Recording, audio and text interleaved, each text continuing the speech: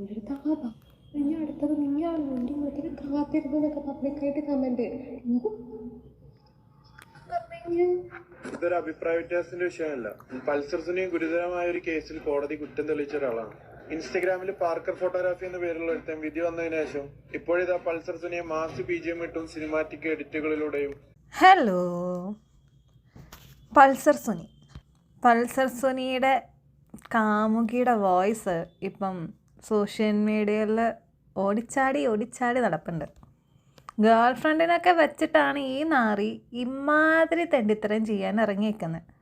അപ്പോൾ അവൻ്റെ ഒരു മാനസികാവസ്ഥ എന്താണെന്നുള്ളത് നമ്മളൊന്ന് ആലോചിക്കണം. കാമുകിയുടെ ഒരു വേദനയുണ്ട്. പൾസർ സുനിയെ വിളിച്ചിട്ട് കിട്ടുന്നില്ല, കോള് പോകുന്നില്ല, ഇനി എന്ത് ചെയ്യും എന്നൊക്കെ ഉള്ള ഒരു വേവലാതിയേ.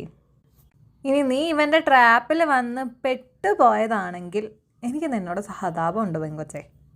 ഇനി അതല്ല മറിച്ചാണെങ്കിൽ എനിക്ക് നിൻ്റെ അടുത്ത് പുച്ഛം മാത്രമേ ഉള്ളൂ. ഇതുപോലെ ചെറ്റത്തരം ചെയ്ത ഒരുത്തൻ അവൻ്റെ കൂടെ ജീവിക്കാൻ ഉള്ള തീരുമാനം ഉണ്ടല്ലോ, അതിനോട് പിന്നെ പുച്ഛമല്ലാണ്ട് പിന്നെ വേറെ എന്തുവാ തോന്നണ്ടേ? താനും ഒരു പെങ്കൊച്ചാണ്. അവൻ ഈ തെണ്ടിത്തരം കാണിച്ചതും ഒരു പെണ്ണിൻ്റെ അടുത്താണ്.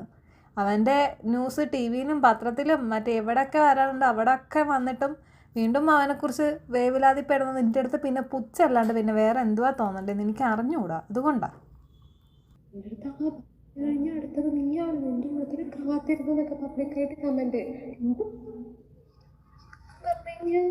ഇതൊരു അഭിപ്രായ വ്യത്യാസത്തിന്റെ വിഷയമല്ല. പൾസർ സുനി ഗുരുതരമായ ഒരു കേസിൽ കോടതി കുറ്റം തെളിയിച്ച ഒരാളാണ്. ഇൻസ്റ്റഗ്രാമിൽ പാർക്കർ ഫോട്ടോഗ്രാഫി എന്ന പേരുള്ള ഒരുത്തൻ വിധി വന്നതിന് ശേഷം ഇപ്പോഴിതാ പൾസർ സുനിയെ മാസ് BGM ഇട്ടും സിനിമാറ്റിക് എഡിറ്റുകളിലൂടെയും മാറ്റവൽക്കരിക്കുന്ന അതിനെ ചോദ്യം ചെയ്യുന്നവരെ കമന്റ് സെക്ഷനിൽ അധിക്ഷേപിക്കുകയും അതിജീവിത കഴിഞ്ഞു, ഇനി അടുത്തത് നീയാണെന്ന്.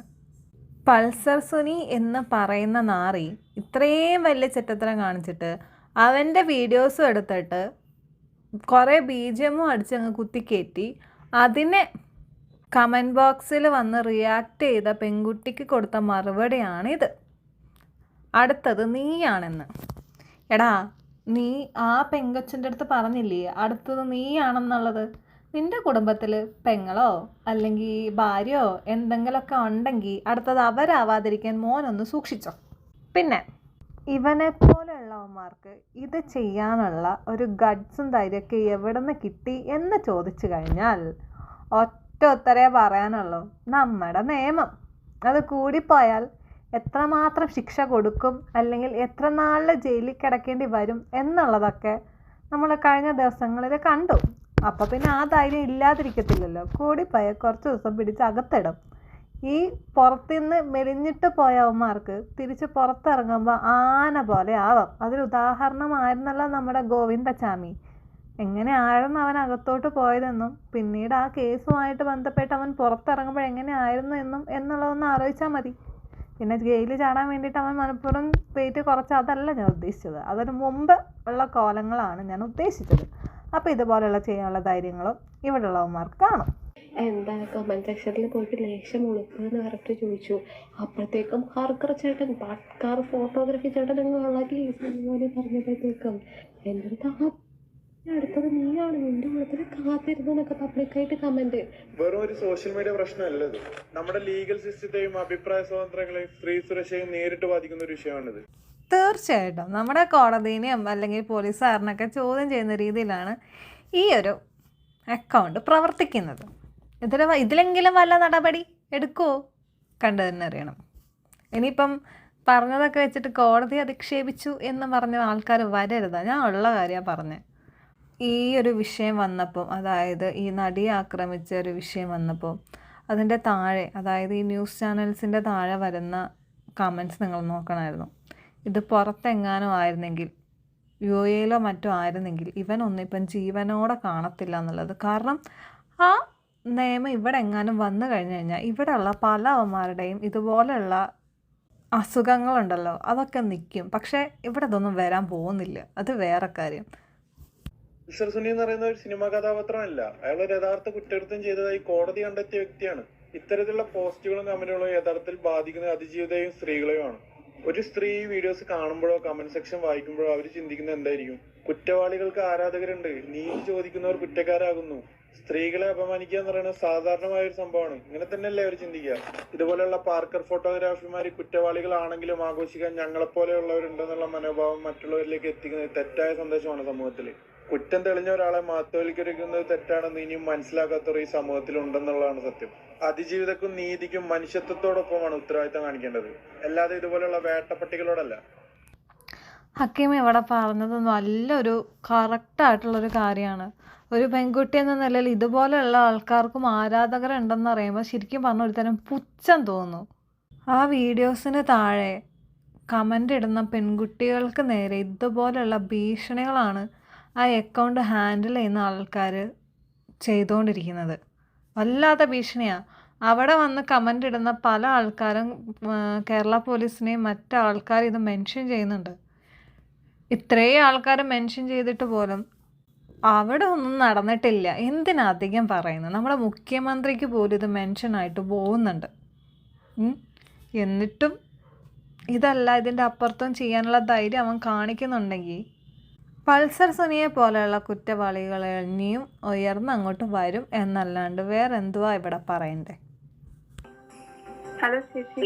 ഹലോ ചേച്ചി, ടിവിയിലൊക്കെ ന്യൂസ് കണ്ടോ ചേച്ചി? ഞാനത് കണ്ടു. ഞാൻ അതിന്റെ പിന്നാലെ എന്താണ് ഏതാന്നുള്ളത് അന്വേഷിക്കാൻ പോയിട്ടില്ല. ന്യൂസൊക്കെ ഭയങ്കര വേറെ രീതിയിലാണല്ലോ പറയുന്നത്. ആണ് സംഭവം. ഞാനും കണ്ടു.